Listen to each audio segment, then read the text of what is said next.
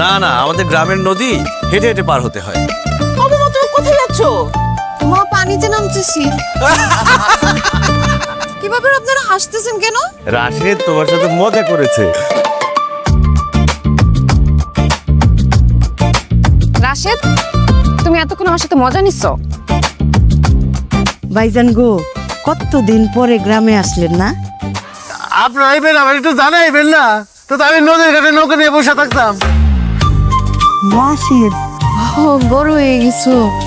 চাচি চাচি প্লিজ, আমার ডাস্ট অ্যালার্জি আছে। আপনার শাড়িতে মনে হয় ময়লা আছে, সমস্যা হবে।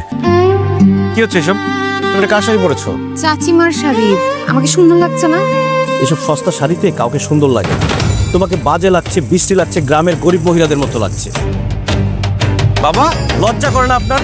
আপনি আপনার বড় ভাইকে সিগারেট খেতে দিচ্ছেন, লজ্জা করবে কিভাবে? গ্রামের মানুষের তো লজ্জা একটু কম। বোমা দেখো, রাশেদ বাবাজি তখন আমার কোলে মুইটা দিচ্ছে। চাচি, আপনার না কোনো কমন সেন্স নেই, কোনো কাণ্ডজ্ঞান নেই। আমার বউর সামনে এটা বলা দরকার ছিল। এই কাঁধের মধ্যে নিয়া ঘুম পাড়ানি মাসি পিসি গান শুনাইতাম আর ঘুম পাড়াইতাম।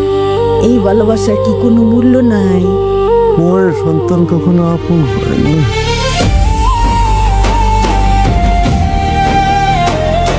কালকের মধ্যে বাড়ি ছেড়ে চলে যাবেন। আপনাদের মতো চাকর বাকর আমার কোনো দরকার নেই। যাওয়ার আগে দলিলটা আমাকে বুঝিয়ে দিয়ে যাবেন, নয়তো ঘা ধাক্কা দিয়ে দুটাকে বাড়ি থেকে বের করে দিব।